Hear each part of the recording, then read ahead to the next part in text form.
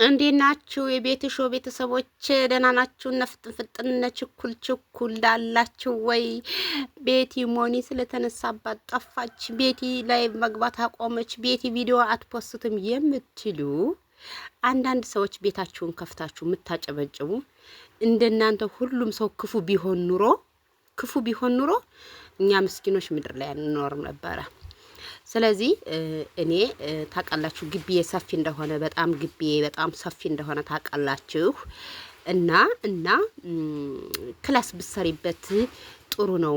4 ክላስ ወይ 5 ክላስ ይወስዳልና ክላስ ስሪበት ቤትዬ ብሎ አንድ ሰው አማከረኝና አያችሁ አንቺ ጅግና ነሽ፣ አንቺ ጎበዝ ነሽ፣ አለንልሽ፣ በጎደለው ባነሰው ነገር ከጎንሽ አለንልሽ ብለውኝ ቲክቶክ ላይ ቻሌንጅ ሰጥተውኝ በቲክቶክ ቻሌንጅ ሰጥተውኝ ይሄው ምን የመሰለ ያበደ ባለትዳር የሚስ 4 ክላስ ጽድት ያለ 60 ቅጠል ወይም 60 ቆርቆሮ ይፈጃል ብዬ ነበረ። 70 የፈጀ ቆርቆሮ የፈጀ ቤት ተሰርቷል።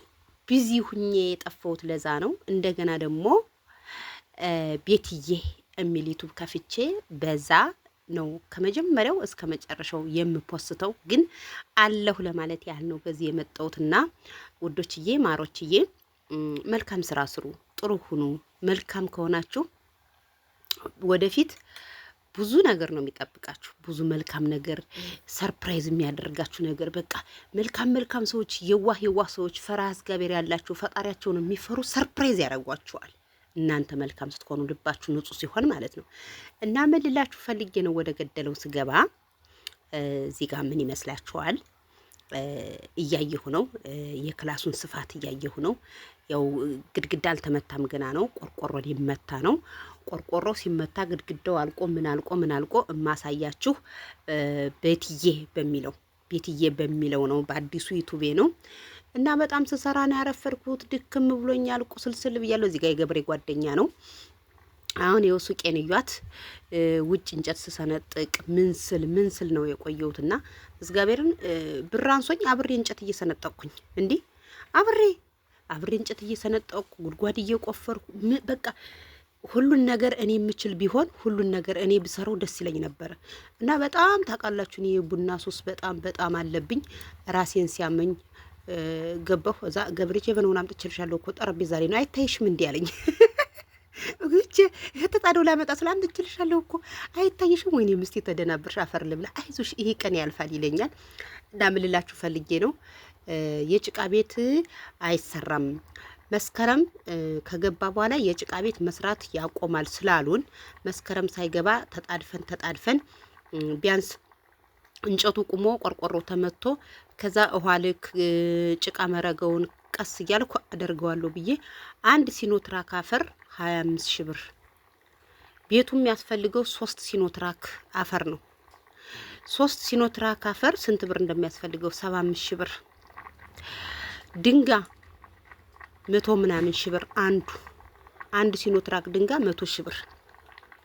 እና ምን ልላችሁ ፈልጌ ነው እንጨቱን አቁሜ ቆርቆሮውን መትቼ ውሃ ልክ ቀስ እያልኩ ጭቃውን ቀስ እያልኩ ምናምን እያልኩ እና ውዶችዬ በጣም ኢትዮጵያ ቤት ለመስራት በጣም ነው የሚከብደው። አሁን በቃ መስከረም ሳይገባ ተለበሉ እያሉ እያጣደፉን ነው።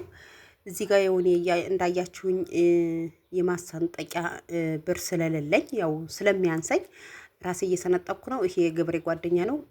ቤቱ ከተጀመረ ጀምሮ እያገዘን ነው እላችኋለሁ። ልጄን እዩት እዚህ ጋር ያው እሱ ሲመታልኝ እኔም እየመታው እየሰነጠቅኩኝ። እና ምን ልላችሁ ፈልጌ ነው የጠፋሁት ስራ ላይ ሁኜ ነው እንጂ ዩቲዩብ እንትን ስላለ አይደለም። በጣም ቢዚ ስለሆንኩ ነው። እና ወጩን ስንት ብር እንደጨረስኩ ምናምን ሁሉን ነገር ካልኩሌተር አድርጌ ቤትዬ በሚለው በአዲሱ ዩቲዩብ ፖስትላችኋለሁ። እና ወዶችዬ በቡልኬት እንጂ በእንጨት ቤት መስራት አይቻልም ስለተባለ እኔ እግዚአብሔር ይመስገን እዚህ ሰፈር እኔ ብቻ ነው የነበርኩት። አሁን እንዳለ ሰው ብቻ በቃ ተጨናነቀ። ሁሉም ሰው ቦታው ላይ ቤት መስራት ጀመረ ማለት ነው። እና መብራትም ሊገባልን ነው። ቆጣሪ እያንዳንዳችሁ ውሰዱ ተብሎ ተመዝግበናል። መንገድ ደግሞ ሊስተካከል ነው። ብር አዋጡ ተብለን ብር አዋተናል። እግዚአብሔር ይመስገን ገጠርን ከተማ የሚያደርገው ሰው ነው። የገጠር ቦታ ነው ወደ ከተማ ሲቀየር ካርታና ፕላን ሲወርድ ከተማ የሚሆነው እና ያው እየሳቀብኝ ነው እያሳቀኝ ነው እንዲሁ ጎበዝ ነሽ ከወንድ ትሻያለሽ ምናምን እያለኝ እና በጣም ደክሞኛል። በጣም እየተበሳጨሁ ነው።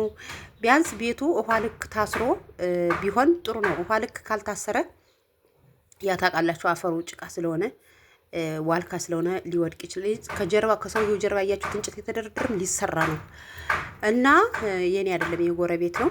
እና ውዶችዬ አለሁ ልላችሁ ነው፣ አልጠፋውም ልላችሁ ፈልጌ ነው። እና አንዳንዴ ሰው ይወደዳችሁ፣ ሰው ሲወዳችሁ በጣም ነው ያገዙን በትብብር ያው አናጺው ነው ትንሽ 60 ቅጠል ያለውን እንደገና እየጨመረበት ማለት ነው። ከወጫችን በላይ ያስጨመረን ሌሎች። ይሄ ደግሞ መወጠሪያ ነው። ቆይ ሳልነግራችሁ፣ ይሄ መወጠሪያ ነው። እንዳይወድቅ ንፋስ ሲመጣ እንዳይገነጥለው መወጠሪያ ነው። ተቃጥሎ ነው ምንድነው የሚባለው ስሙ? ቦንዳ ይባላል። ተቃጥሎ ከዛ ይሄ ይወጠርበታል ከላይ። ወይኔ ሲወጥሩ ቪዲዮ ሳላረግላችሁ እና የኔ ውዶች መልካም ሰዎች እባካችሁ ሰብስክራይብ አድርጉኝ፣ ላይክ፣ ሸር፣ ኮሜንት አድርጉልኝ። እስኪ አስተያየት ስጡበት። እንዴት አያችሁት? ግቢውን ሳላፈርስ በቃ ዝም ብሎ ግቢው እንዳለ እንደዛው እንዳለ ነው እንትን ያልኩት ቤቱን የሰራሁት ማለት ነው። 4 ክላስ 4 በ4 ስፋት እንዳይመስላችሁ በጣም ሰፋፊ ነው። የዋናጤው እዛ ጋር ቆርቆሮ እየጀመረ ነው። ገና ሊጀምሩ ነው። ቆርቆሮ ተመቶ ምን ብሎ ትንሽ ጫፍ ላይ ያስገብቼላችኋለሁ። እዚህ ጋር እየጀመረ ነው። ግን ጫፍ ላይ ቆርቆሮ ከተመታ በኋላ ግድግዳ እንጨት ከተሞላ በኋላ አሳይቻችኋለሁ። አንድ እንጨት ይሄ የቆርቆሮ ማገር ምንድነው የቆርቆሮ ቋሚ አግዳም ምናምን የሚባለው የለም 600 ብር አንዷ ፍሬ እንጨት 600 ብር አስባችሁታል? አንዷ ፍሬ እንጨት 600 ብር። ይኸው እዚህ ጋር ቆርቆሮ ተመቶ ነው አያችሁ። ተሰቅለው ነበር መቶ ጨረሱ። ግን እዛ ጋር የምታያት ክፍተት 8 ቆርቆሮ ትፈልጋለች። 8 ቆርቆሮ ብሎ ከዛ 10 ቆርቆሮ እንደዛ ብሎ ሸወደን እላችኋለሁ። ይኸው ከኔ ቤት ፊት ለፊት ነው የሚሆነው የሚከራየው ቤት እና እግዚአብሔር ጥሩ አከራይ መልካም አከራይ እንድሆን ጥሩ ተከራይ ተጨርሶ አልቆ ቤቱ ተጠናቆ ለማከራየት ያብቃኝ። እንግዲህ እንጨቱን አቁሜዋለሁ። ቀስ በቀስ እያልኩ እጨርሰዋለሁ። ይህን ቻሌንጅ ሰጥቶኝ ቤት እንድጀምር ያደረገኝ ሰውዬ እግዚአብሔር ይስጠው፣ እንደው እድሜ ይስጠው።